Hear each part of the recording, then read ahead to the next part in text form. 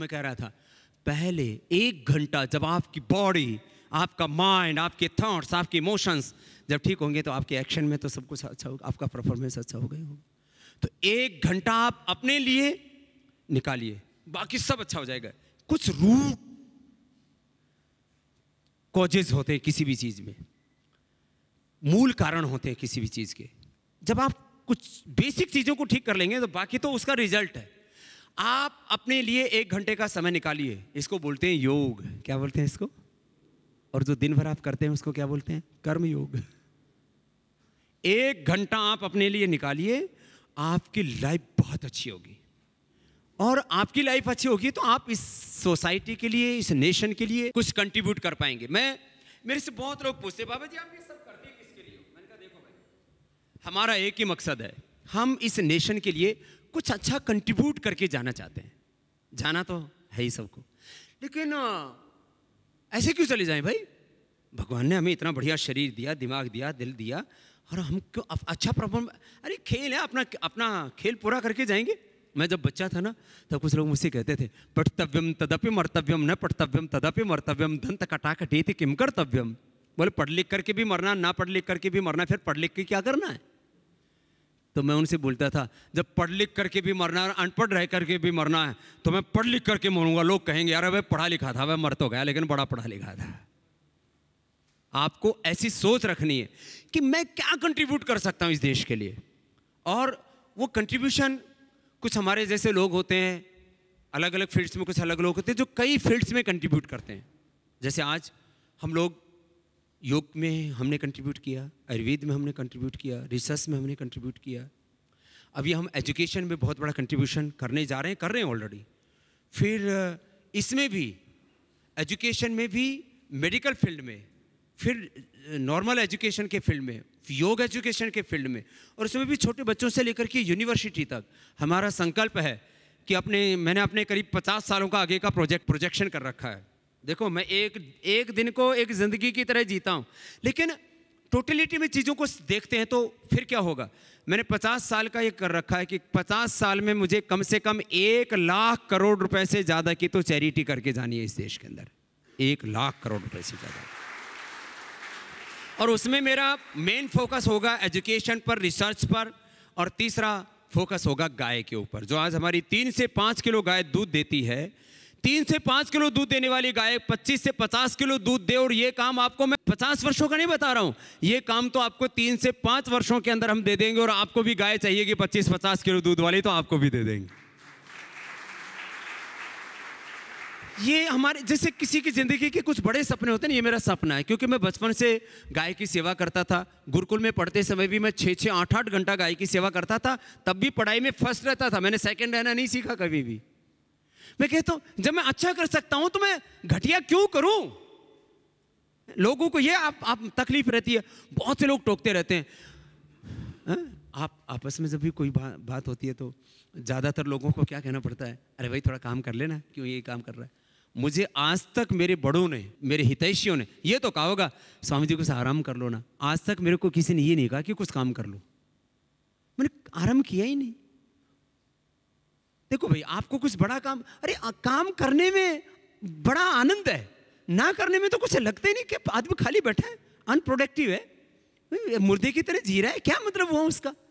तो मैं आपसे बात कहना चाहता हूं कि मैंने जिंदगी में कुछ बड़े सपने संजोए कि मुझे क्या क्या करना है। तो मुझे ऐसा लगता था मैं इस देश को बदल लूंगा। ऐसे बचपन में भगत सिंह, चंद्रशेखर, राजगुरु, सुखदेव, इन सब की कहानियां सुनता था। स्वामी विवेकानंद, महर्षि दयानंद, ऐसे सब की। जवानी में चंद्रशेखर, राजगुरु, सुखदेव, भगत सिंह को पढ़ो तो पढ़ता था। तो मुझे लगता था मैं कुछ बड़ा काम करूंगा। तो फिर मैं ऐसे जो भी करता था उसको पूरी, तो उसमें मैं पढ़ाई में पूरा अष्टाध्यायी महाभाष्य मैंने बहुत याद किए, 10-15 हज़ार सूत्र मंत्र आदि मैंने याद किए। वैसे बहुत सी चीज़ें मैंने कहा ना, मैं अलग अलग फील्ड्स में नहीं बोलूँगा, नहीं बहुत लंबा हो जाता है। मैं आपको कुछ जो बेसिक चीज़ें जो आपके साथ कोरिलेट कर रही हैं उतनी उतनी कह रहा हूँ। तो फिर पढ़ाई में पूरी ताकत लगा के पढ़ता था। फिर योग करता था तो पूरा ऐसे पागलपन की तरह योग करता। मुझे बचपन में पैरालिसिस था, मेरा पेट बहुत मोटा मोटा था, घुटनों में दर्द हुआ करता था, बड़े बड़े फोड़े हो रखे थे पैरों में, अभी भी उनके निशान हैं। फिर ऐसे ही मतलब खराब हालत थी, लेकिन मैंने हार नहीं मानी। मैंने कहा मैं जीतूंगा, मैं विजयी होऊंगा, मैं हारने वाला नहीं हूँ, वेद का मंत्र पढ़ा मैंने बाद में, हम इंद्रो न पराजिज्ञ, मैं कभी पराजित होने वाला नहीं हूँ। और तत्काल बहुत सी चीज़ें आई जिन्होंने मुझे रोकने की कोशिश की, लेकिन उससे मैंने अपनी और स्पीड बढ़ाई। आपने कहानी सुनी? एक कहानी हमेशा ऐसे उदाहरण देने के लिए कही जाती है, सर्वांश में सत्य नहीं होती है। एक दिल्ली का कुत्ता था, वो हरिद्वार गंगा स्नान करने के लिए गया, 7 दिन की तैयारी करके गया था। एक दिन वहाँ जा करके आराम करूँगा और 3 दिन जाने के 3 दिन आने के, ऐसे उसने पूरा प्लान बनाया। तो यहाँ से जब चला तो जैसे ही गाजियाबाद के बॉर्डर पर पहुँचा तो वहाँ के अपने जो उसके जाति बंधु लोग थे वो पीछे पड़ गए। तो उन्होंने सोचा वापस जाऊँगा तब भी दौड़ना है, हैदराबाद की तरफ जाऊँगा तो भी दौड़ना, तो उधर दौड़ा। तो आगे मेरठ वाले तैयार थे, फिर आगे मुजफ्फरनगर वाले, वो तो खतरनाक थे। उनने जो है जो 3 दिन की यात्रा थी एक ही दिन में पूरी करवा दी। जब स्नान आदि कर लिया तब रोटी खाने ही लगा था जो पत्नी ने बांध के दी थी 6-7 दिन की, तब पड़ोसी आ गए, उन्होंने उसको वहाँ से भी भगा दिया। तो दोपहर को फिर वापस चला तो शाम तक घर पहुँच गया। पत्नी ने पूछा नहा के आए? बोला हाँ नहा के आए। तुम तो 7 दिन का प्लान करके गए थे। बोला हमारे जो मित्र थे ना उन्होंने बड़ी मदद की, 7 दिन की यात्रा एक दिन में पूरी करवा दी। कहानी छोटी सी है। जब हम आगे बढ़ते हैं तो जो हमारे मित्र लोग होते हैं, हमारे कंपटीटर्स होते हैं, हमारे सगे संबंधी होते हैं, वो हमारी बहुत मदद करते हैं।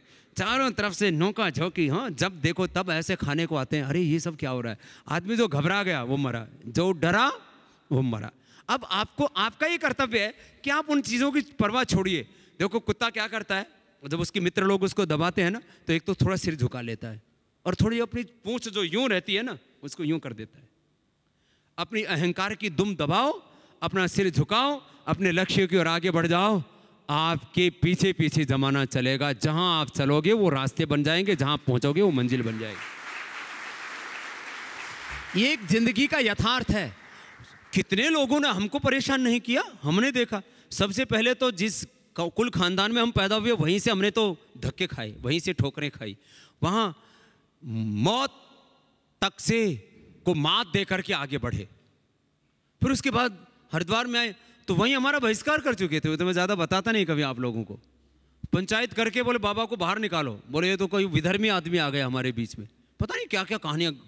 फिर उसके बाद में एक के बाद दूसरे कुछ चीज़ों को कोई पता नहीं कौन कौन सा विकिपीडिया और गूगल और इधर उधर खोजो तो मेरी कुछ बातें, थोड़ी सी बातें थोड़ा बहुत पता है लोगों को। मैंने तो ज़िंदगी में हर कदम पर देखा संकट दिख रहा है, मौत दिख रहा है। मैंने कहा चलो तेरे से भी 2-2 हाथ हो जाएं। अब हमको ना बिना संकटों के मज़ा ही नहीं आता। मैं तो चाहता हूँ जो भी ज़िंदगी में आगे बढ़ना चाहता है भगवान करे उसको सुबह से शाम तक संकट उसके चारों तरफ पड़े रहे, संकटों के बीच में हमारा बसेरा हो। संकटों के बीच में जब हम रहते हैं ना तब आगे बढ़ने के लिए और उसमें आनंद से उसमें जीने के लिए। देखो एक बात और बताता हूँ, कुछ लोग संकटों में ना विचलित, संकटों के बीच में आप रास्ता खोजे और उसमें आनंद ले, अब आएगा मजा। तो हमको बहुत लोगों ने चिढ़ाया, अभी भी चिढ़ाते हैं हमको लोग। हमें सामाजिक लोगों ने चिढ़ाया, हमें आर्थिक लोगों ने चिढ़ाया, हमें राजनीतिक लोगों ने चिढ़ाया, बाबाओं ने चिढ़ाया। हाँ, सब अपने मित्रों ने बहुत मदद की, उनका लाख लाख शुक्रिया। हाँ, आपके साथ भी ऐसा ही होता है, घर में, परिवार में, अपने करियर में। आप लेकिन लगे रहो, लेकिन वो लगन ना भीतर से होनी चाहिए। उसके लिए अपने आप को तैयार रखो। अपने आप को तैयार कभी तब रखोगे जब आप अपनी बॉडी से, अपने माइंड से, अपने थॉट से, अपनी आइडियोलॉजी से, अपने प्रिंसिपल से आप एकदम फिट रहोगे। तो मैंने आपको कुछ मूलभूत बातें बताई, इस तरह से आप आगे बढ़ेंगे तो आपके अंदर बहुत एबिलिटी है, बहुत कैपेसिटी है, और ऐसे ऐसे आगे बढ़ते जाओ। कभी भी किसी भी लेवल पर आप हैं, आप मेरे से नीचे तो हो नहीं सकते। मैं एक अनपढ़, मैंने कहा माँ बाप के घर में पैदा हुआ और खेती बाड़ी करके बचपन में इतना गोबर उठाया अपने सिर के ऊपर, बीच में, इसको हरियाणा में टांट बोलते हैं, टांट में बीच में गड्ढा पड़ गया था, गोबर उठा उठा के, बाद में शीर्षासन करके बराबर की। तो इससे और ज्यादा क्या भाई, आप कहीं पर भी, आप जिंदगी के किसी भी पायदान पर खड़े वहीं से ऊपर उठ करके आइए, और इसी में महानता है। और ये जिंदगी, और कोई मतलब नहीं है। इधर उधर के तमाम बकवासों में किसी में विश्वास मत रखिए। कोई कहेगा जिंदगी इसके लिए, कोई कहेगा जिंदगी उसके लिए। अरे भाई, जिंदगी कुछ कंट्रीब्यूट करने के लिए, बस आपके पास जो कुछ है वो आप इतना दे करके जाओ, इतना दे करके जाओ कि राम और कृष्ण की तरह गौतम कणाद जैमिनी पाणिनि पतंजलि की तरह, विवेकानंद और दयानंद की तरह सदियों सदियों तक ये जमाना तुमको याद रखे, वो काम करने का सामर्थ्य आपके अंदर है। ये एक फील्ड की बात नहीं कर रहा हूं, किसी भी फील्ड में आप कितना ही बड़ा इतिहास बना सकते हो, क्यों नहीं करें, आपके भीतर वो सब कुछ करने का है। तो मैंने आपको लक्ष्य भी बताया, मैंने कुछ उपाय भी बताए, और उसका साधन सबसे बड़ा शरीर। मेरे साथ बोलेंगे, शरीर माध्यम खलु धर्म साधनम। धर्म मतलब आप जीवन में जो कर्म करना चाहते हैं, कुछ भी करने के लिए सबसे बड़ा साधन क्या है? शरीर।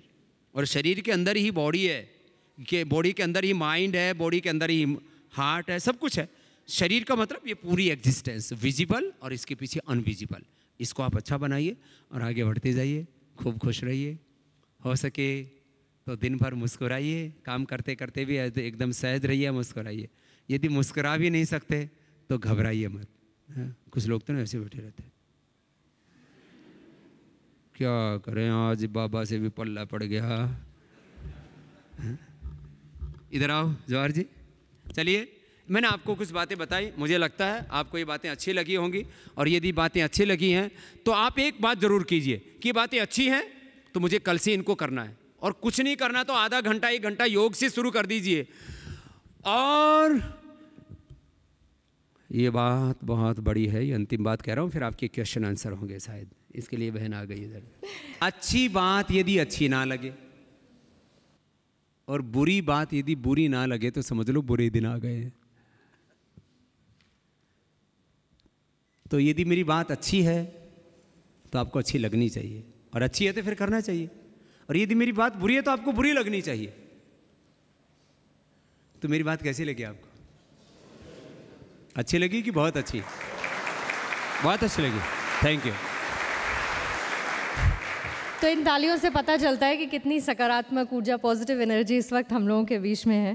और स्वामी रामदेव जी ने बहुत सारी चीज़ें करके दिखाई, लेकिन अब क्वेश्चन एंड आंसर सेशन है। और कुछ लोग कुछ सवाल पूछना चाहते हैं। तो मेरे साथ 3 लोग हैं माइक के साथ, आप में से जो भी सवाल पूछना चाहते हैं अपना हाथ खड़ा कर लीजिए। सबसे पहले बाबा जी को प्रणाम। प्रणाम बहन। ये अपॉर्चुनिटी हमें मिली है तो thank you so much dish TV. बाबा जी, आजकल जैसे कि बहुत गर्मी है और एकदम से हीट स्ट्रोक होता है, हम एसी में बैठते हैं और बाहर निकलते हैं ऑफिस से, एकदम उसकी वजह से तबीयत ऑल ऑफ सडन बहुत ख़राब हो जाती है। तो उसके लिए हमें ऐसा क्या करना चाहिए? तो एक तो ये होना चाहिए कि आप एसी बहुत ज़्यादा हाई नहीं रखना चाहिए। मैं तो अपना बोलूँ तो मैं तो एसी यूज ही नहीं करता हूँ, और ऐसे कभी करना भी पड़ता है तो जहाँ भी जाता हूँ कहता हूँ थोड़ा कम कर दो भाई। तो करीब करीब हमारा जो एसी का जो लेवल है वो कभी भी 17-18 पर नहीं होना चाहिए, 23, 24, 25 पर एसी का लेवल रखना चाहिए। एक बात तो ये, आप लोग इसको मेंटेन कर सकते हैं, बिजली भी कम लगेगी और आप अपनी सेहत ठीक रहेगी ना। ज़्यादा चील्ड होने से फिर एकदम से रिएक्ट करता है जब बाहर की गर्मी सर्दी से। कभी भी ऐसा तो हो नहीं सकता कि आप 8 घंटा ऑफिस में बंद रहते हैं, बाहर भीतर आना पड़ता है। तो एसी को करीब 23 से 25 के बीच मेंटेन रखें। मुझे कहीं बाहर भी जाना पड़ता है और कहीं खिड़की नहीं होती तो मैं एसी आपको पता है कितना करके रखता हूँ? 28 से 29 पर करके रखता हूँ, और रात को मैं फिर ऐसे ही सोता हूँ कि भाई थोड़ा आपको बस सर्कुलेशन हो रहा है, इतना ठीक है। दूसरी बात, आपकी इम्यूनिटी बहुत हाई रहनी चाहिए।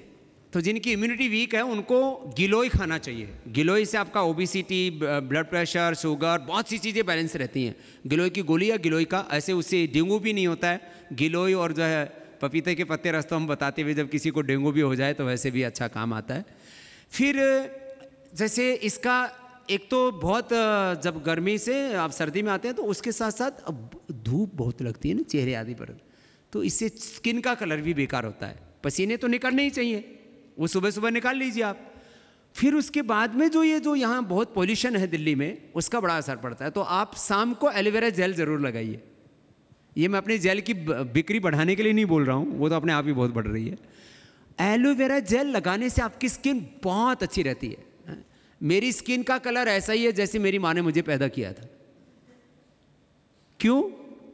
क्योंकि एक तो मैं पसीना बहुत निकालता हूँ, सुबह एक बार ज़रूर पसीने से नहाता हूँ, तो स्किन अच्छी रहती है। कोई स्क्रब अब कुछ यूज नहीं करता मैं, है ना। फिर एलोवेरा जेल में कभी कभी लगा लेता हूँ, जब बहुत ज़्यादा धूप आदि में और उसमें रहता हूँ तो रोज़ भी लगा लेता हूँ। और फुंसी भी नहीं होती। पिंपल्स करीब 15 से 25 साल के बीच में बहुत होते हैं। कोई भी पिंपल जो है ना छोटा है तो 2-3 दिन में, नहीं तो 6-7 दिन में सारे पिंपल्स आदि ख़त्म हो जाते हैं। और बाकी पानी ज़्यादा पीने चाहिए, फ्रूट्स ज़्यादा लेने चाहिए, सलाद ज़्यादा लेनी चाहिए। इस तरह की चीज़ों का हम इस्तेमाल ज़्यादा करें तो थोड़ा उससे मेंटेन रहता है पानी वाली चीज़ों का प्रयोग करने से। Thank you. Thank you. Next जी प्रणाम। खाना खाने के कितनी देर के बाद योगा करना सही रहता है? कपालभाति तो खाली पेट करना होगा। बाकी जैसे अनुलोम विलोम है, भ्रामरी है, ओम, ये तो आप आधा घंटा 1 घंटे बाद भी कर सकते हो। मैंने कपालभाति ये खाली पेट करना होगा। योगा रात को भी कर सकते हैं? योग रात को कर सकते हैं और दोपहर के खाने के 5-6 घंटे बाद तो आप कपालभाति सब कुछ कर सकते हो। दोपहर के खाने के 5-6-7 घंटे बाद, जैसे आप दोपहर को खाना खाया 2-3 बजे, शाम को आप घर पहुँचे 7-8 बजे जैसे ही, तो रास्ते में जाते जाते आप प्राणायाम कर सकते हो गाड़ी में बैठे बैठे, यदि दूसरा कोई ड्राइव कर रहा है। और ख़ुद भी ड्राइव कर रहे हैं तो आप कपालभाति तो कर ही सकते हो। हाँ कभी गाड़ी में बैठ के भ्रामरी करने लगे और कुछ हो जाएगा। बाकी आप शाम को भी कर सकते हो। जी प्रणाम बाबा जी। मुझे ये पता करना है कि खाना खाने के बाद पानी कितना देर के बाद पीना चाहिए और पहले पीना चाहिए, उसका क्या इम्पैक्ट होता है? पानी खाने के बहुत सूखा, माने आपके खाने में लिक्विड कम है। जैसे कई बार क्या होता है हम सूखी रोटी और चटनी या कुछ सूखी सब्जी आदि खा लेते हैं, तो पानी की मात्रा कम है खाने में तो आधा घंटे बाद। और यदि दाल और सब्जियां सलाद आदि पूरा है, छाछ आदि पी लिया है आपने, तो छाछ तो खाने के तुरंत बाद पी सकते हैं। सामान्य रूप से आधा घंटे बाद पानी मतलब रूखा सूखा खाना है, नहीं तो 1 घंटे बाद पानी पीना चाहिए। तो उससे फिर फूड को डाइजेस्ट करने के लिए पर्याप्त रूप से आपकी अग्नि, जठराग्नि उसको बोलते हैं, वो प्रदीप्त रहती है। कुछ लोग खाना खाते ऊपर से 1-2 गिलास पानी पी लेते हैं तो पूरा भट्ठा बैठा देते हैं, माने अपनी जठराग्नि को पूरा ही ठंडा कर दिया। तो आपको पाचन कहते ना, जठराग्नि, पेट की अग्नि, आपका पाचन तो ठीक हो तभी होगा ना जब आप 1 घंटा बाद पानी पिएंगे। तो आधा से 1 घंटे बाद पानी पीना चाहिए। छाछ तुरंत बाद पी सकते हैं। छाछ भी 1-2 लीटर नहीं पीनी चाहिए, 1-2 गिलास। तो छाछ से कोई प्रॉब्लम नहीं है? छाछ पर कोई पाबंदी नहीं है। जिनको बहुत ज़्यादा कफ कोल्ड रहता है उनको थोड़ी दिक्कत आती है, तो वो भी खट्टी छाछ ना पिए तो दिक्कत नहीं होती है। और कोई सवाल? स्वामी जी प्रणाम। मेरा सवाल ये था कि पिछले कुछ महीनों के आंकड़े कहते हैं कि दिल्ली उन शहरों में से इसमें सबसे ज़्यादा प्रदूषण है। बाहर ना निकलना भी विकल्प नहीं है, मतलब ऑप्शन नहीं है, और बाहर पोल्यूशन बहुत ज़्यादा दिल्ली में, NCR जैसे में। अभी आपने दिल्ली का जिक्र किया कि दिल्ली में बहुत पोल्यूशन से क्या, पॉल्यूशन से अगर बचना है, लंग्स को बचाना है, बॉडी को बचाना है, तो क्या किया जाए? क्या करें? देखो 4-5 तरह से पोल्यूशन हमारे अंदर आता है। सबसे ज़्यादा तो एयर पोल्यूशन होता है। तो एयर पोल्यूशन के लिए तो ये है कि जो मोटरसाइकिल आदि पर आते हैं तो उनको मास्क पहनना चाहिए। दिल्ली में तो मस्ट है। लोग कहते हैं अरे मास्क पहनेंगे तो दूसरे क्या कहेंगे, अरे दूसरे क्या कहेंगे, अपना शरीर देखो ना। तो दिल्ली में तो जो मोटरसाइकिल आदि पर चलते हैं, गाड़ियों में तो फिर भी क्या होता है, AC चल रहा होता है, तो उसमें जो उसके फिल्टर्स लगे होते हैं गाड़ी के अंदर, तो उसमें से वो मास्क वाला काम कर देते हैं। तो जिनके जो खुले में चलते हैं अर्थात मोटरसाइकिल आदि पर चलते हैं उनको मास्क लगाना चाहिए, एक चीज़। दूसरा, जो एयर पोल्यूशन के साथ साथ दूसरा यहाँ पर खाने पीने में बहुत गंदी गंदी चीज़ें आती हैं। तो रेडीमेड मिठाइयों से तो 100% बचना चाहिए। आपको मीठी चीज़ें खानी है तो जैसे हम बेल कैंडी देते हैं, आंवला कैंडी देते हैं, इस तरह की चीज़ें खाइए जिसमें आपको हेल्दी भी है और आपको स्वीट भी मिल रहा है और उसको स्वाद भी मिल रहा है। नहीं तो अपने घर में स्वीट डिस्क बनानी चाहिए। और फिर खाने में ऑर्गेनिक फूड तो अभी बहुत मुश्किल हो गया है, जो है कम से कम जो है बाज़ार की चीज़ों से कम बचें। और बाज़ार में खाना भी है तो आप केला खाइए, केला पैक्ड हलवा है और वो भी चिटकीदार, मतलब ज़्यादा पके हुए केले खाओ तो सबसे स्वादिष्ट होते हैं। फलों में जो जिनको बहुत ज़्यादा गर्म पानी से धो के खाना चाहिए वो अंगूर है, स्ट्रॉबेरी है, चेरी है। जो फल को ऐसे ही माने जिसका छिलका नहीं उतार सकते, वैसे छिलका उतारने से भी ज़्यादा फर्क नहीं पड़ता है, क्योंकि जो भी पेस्टिसाइड्स आदि होते हैं अंदर तक चले जाते हैं। आजकल सेब आदि को क्योंकि प्रोटेक्ट करने के लिए उसके ऊपर कोल्ड स्टोर में रखते हैं तो ऊपर उसके ऊपर मोम की एक लेयर लगा देते हैं, है ना। तो उनको गर्म पानी से अच्छे से धो करके खाना चाहिए। बाकी केले आदि फलों को खाना चाहिए, खीरा आदि खा लेना चाहिए। ऑर्गेनिक यदि किसी को मिल जाए तो बहुत अच्छी बात है। और यदि कहीं खाना भी पड़ता है तो सबसे अच्छा दाल रोटी है। तो हम जितना ज़्यादा फास्ट फूड खाएंगे, Coca Cola, Pepsi, cold drinks और तमाम तरह के बर्गर, पिज़्ज़ा, ये कभी महीने 20 दिन में खा लिया तो अलग बात है। रोज़मर्रा की ज़िंदगी में क्या होता है, उनकी हैबिट पड़ जाती है, उनमें कुछ केमिकल्स ऐसे होते हैं, उनका एडिक्शन होता है। चिप्स में अब जैसे मैं कोई भी चीज़, हेल्दी चीज़ में 1 लीटर में जूस पी जाऊंगा, मैं 250 ग्राम मक्खन खा जाऊंगा, मुझे दिक्कत नहीं होगी। मैं यदि वो 25 ग्राम वाला पैकेट खा लूँ ना चिप्स का, तो फिर उससे ना ऐसे अंदर से एसिडिटी और गड़बड़ होने लगती है। तो जिनमें ट्रांस फैट होता है, इन चीज़ों से बचना चाहिए, थोड़ा सा ध्यान रखते हैं तो चीज़ें अच्छी हो जाती हैं। धन्यवाद। और किसी का सवाल? नमस्ते। हेलो। हाँ बोलो। जैसे कि सुबह ऑफिस लोगों को जल्दी आना होता है, तो इतना टाइम घर पे होता नहीं है, तो ऑफिस आवर्स से हम लोग कुछ छोटा मोटा योगा या कुछ इस तरह का कुछ कर सकते हैं क्या? ऑफिस आवर्स में तो आप जैसे बैठे बैठे थोड़ा दुखने लग जाता है तो ऐसे कर सकते हो, ये किया थोड़ा ऐसे,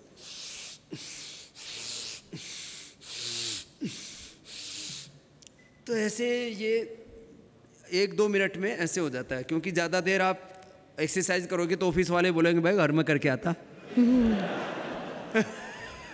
तो बाबा जी ने घर में करने के लिए बोला था, या डिश टीवी के ऑफिस में एक्सरसाइज रूम नहीं है ये। तो थोड़ा सा तो ऐसे कर लेंगे तो आप रिलैक्स हो जाएंगे। तो उससे क्या होगा कि जो यहाँ दुखता रहता है, थोड़ा दर्द होता है, तो यहाँ से हो जाता है, तो फिर ऐसे गर्दन को थोड़ा सा घुमा दिया, तो इसमें कोई मनाही भी नहीं है, क्योंकि उससे दूसरे को पता है भाई थोड़ा इसको ये रिलैक्स हो रहा है, तो उससे ज़्यादा काम करेगा। तो थोड़ा ऐसे पैरों को भी ऐसे, अंगुलियों को, पंजों को थोड़ा ऐसे हिला लिया गोल गोल थोड़ा, तो ऐसे इतना कर लिया। और ऐसे आधा घंटे 1-2 घंटे में ऐसे 5-7 लंबे श्वास ले लें ऐसे, दूसरे को पता भी ना लगे तो धीरे धीरे ले लीजिए ऐसे।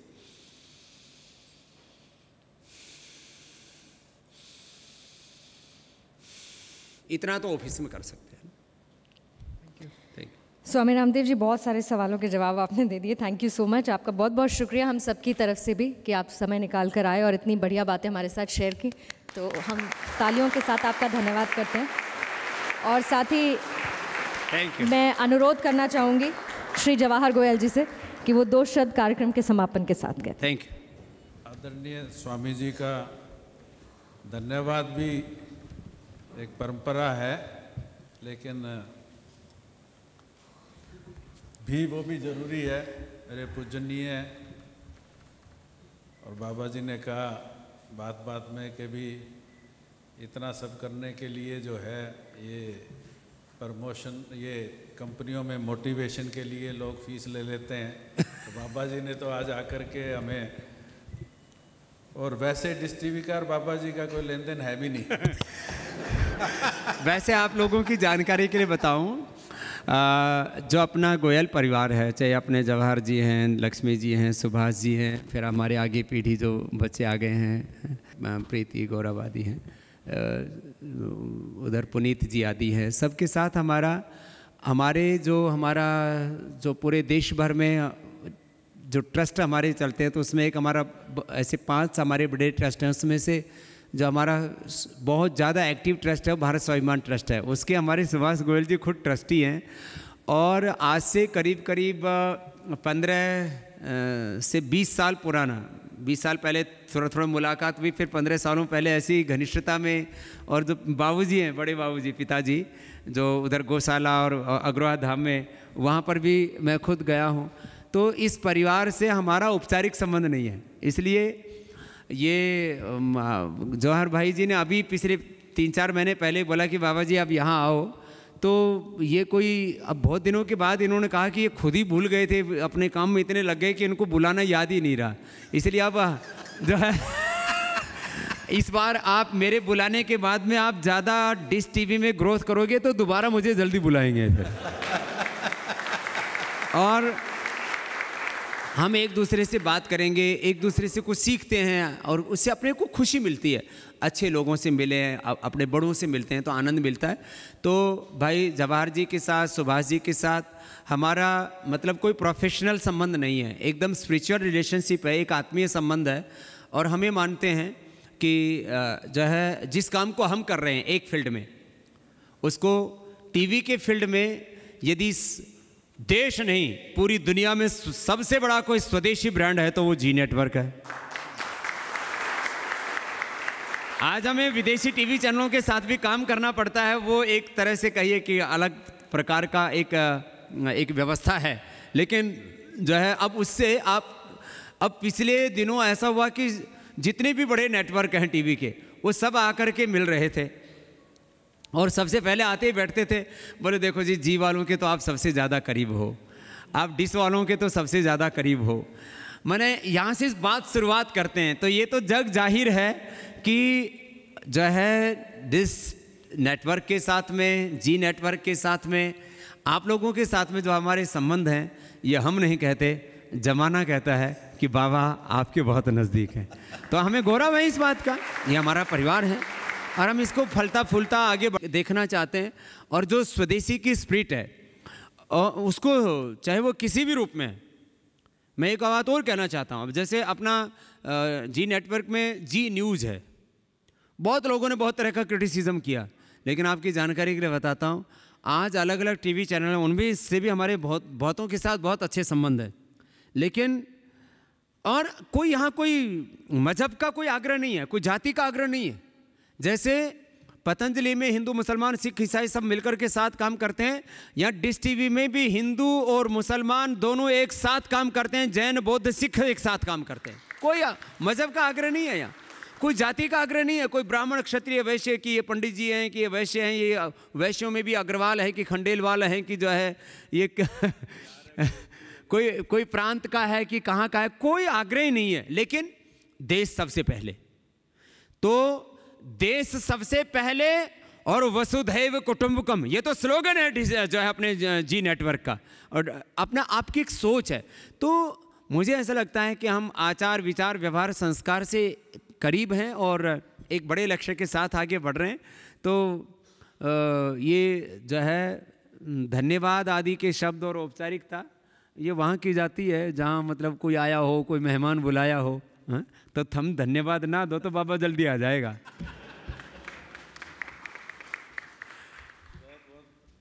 बहुत खुशी हुई आज आपसे मिलकर के, सब बच्चों को, सब परिवार के लोगों को। और एक चीज़ और बताऊं, बाबा जी से मेरा मुलाकात मेरे साले ने करवाई थी सबसे पहले, तो ठेका आपका दोनों तरफ है।